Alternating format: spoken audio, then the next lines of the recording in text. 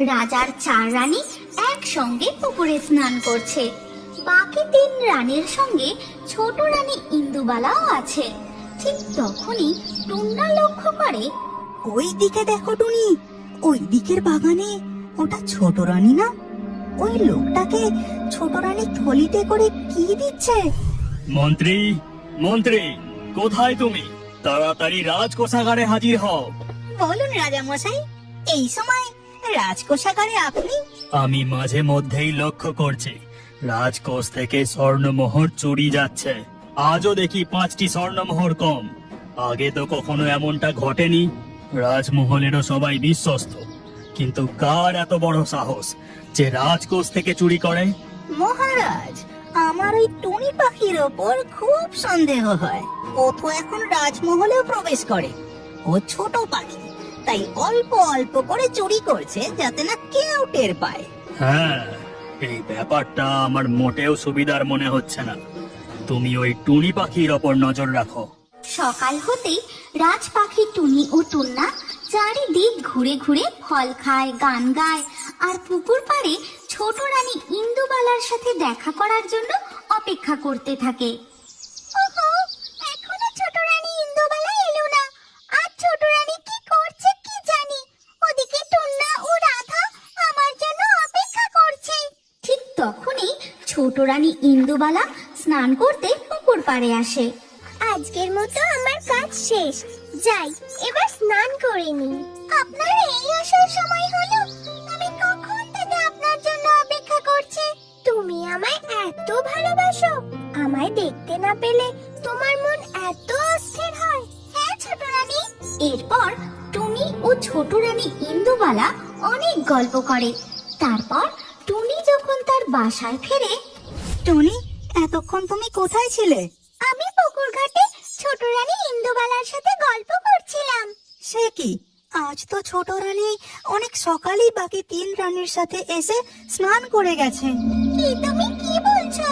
ছোট রানী আগেই স্নান করে ফিরে গেছে? তাহলে আমি এখন যার সঙ্গে এত গল্প করে এলাম সে কে? নকল রানী? ঠিক তখনই টুনি ও টুন্নার বাসার কাছে ছোট রানী ইন্দুবালা এসে বলে, টুনি পাখি, খবর শুনেছো? রাজকোষ থেকে স্বর্ণমোহর চুরি যাচ্ছে। তুমি আমার সাথে গল্প করতে, দেখা করতে রাজমহলে আসো, তাই রাজা মশাই তোমার উপরে সন্দেহ করছে। কিন্তু ছোট রানী, বিশ্বাস করুন, আমি চুরি করিনি। রাজা মশাই খুব রেগে আছেন, তাই আমি তোমাকে সতর্ক করতে এলাম। এখন আমি চলি। টুন্না, আমার কেমন যেন সন্দেহ হচ্ছে। রাজার 4 রানীদের উপর আমাদের নজর রাখতে হবে। এর পরের দিন সকালে দেখা যায় রাজার 4 রানী একসঙ্গে পুকুরে স্নান করছে। বাকি 3 রানীর সঙ্গে ছোট রানী ইন্দুবালাও আছে।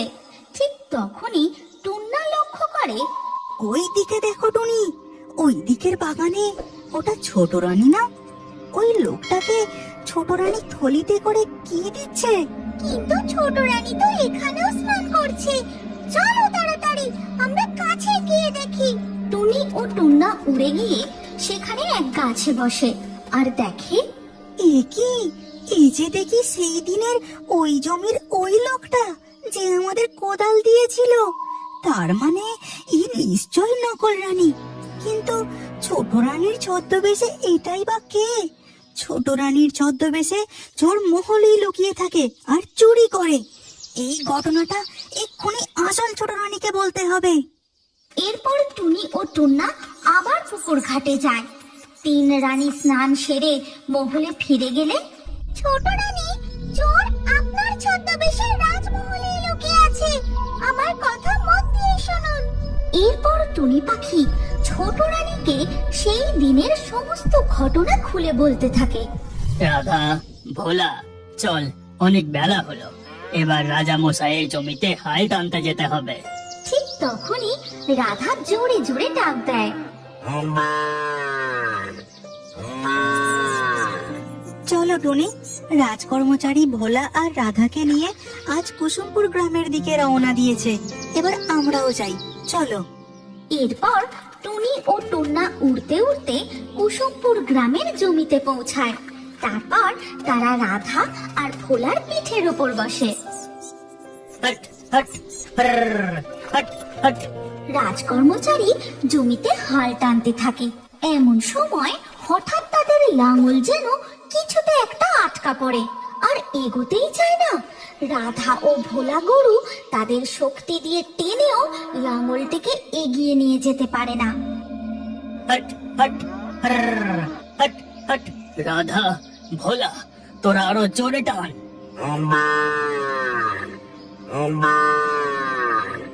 বন্ধু টনি, মনে হয় আমাদের লাঙল বড় পাথরে আটকা পড়েছে। কিছুতেই আমরা টানতে পারছি না, আমরা ধীরে ধীরে হাঁপিয়ে পড়ছি। ঠিক আছে, আমি কিছু একটা ব্যবস্থা করছি, তুমি একটু অপেক্ষা করো। হট হট হ্রর, হট হট। এ তো মহা সর্বনাশ হলো দেখছি। এত জোর লাগিয়েও লাঙল এখান থেকে বেরোচ্ছে না। সময়ের মধ্যে পুরো জমিটা হাল টানতে না পারলে যে। ওদিকে টুনি ও টুন্না পাশের জমিতে এক চাষি দম্পতির কাছে উড়ে যায় আর তাদের গিয়ে বলে, চাষি ভাই, ও চাষি ভাই, তোমাদের কোদালটা একবার দেবে গো? দেখো না, রাজার লাঙল জমির মাঝে আটকা পড়েছে, কিছুতেই বেরোচ্ছে না। হ্যাঁ হ্যাঁ, অবশ্যই দেব, কেন দেব না? না না, দেওয়া যাবে না। রাজার তো গরু আছে, লাঙল আছে, কিন্তু আমাদের এই কোদালটুকুই সম্বল। এটা যদি তোমরা ভেঙে ফেলো তাহলে আমরা আর চাষ করতে পারবো না। না না, ও কোদাল দেওয়া যাবে না। ও চাষির বউ, তোমাদের কোদাল ভাঙবে না গো। গর্ত খুঁড়ে লাঙলটা বের করে আবার তোমাদের ফিরিয়ে দেব। আচ্ছা বেশ, তবে নিয়ে যাও আমাদের কোদাল। এরপর টুনি রাজকর্মচারীকে ডাক দেয়। রাজকর্মচারী চাষি দম্পতির থেকে কোদালটি নিয়ে গিয়ে লাঙলের পাশে গর্ত করতে থাকে। হেইয়া হেইয়া হেইয়া হেইয়া। লাঙলটি বের করার জন্য গর্ত করতে করতে এমন সময় মাটির ভেতর থেকে বেরিয়ে আসে একটি স্বর্ণ মোহরে ভরা সিন্দুক। হে ভগবান, এ আমি কি দেখছি? এ যে জমির মধ্যে স্বর্ণমোহরের সিন্ধুক।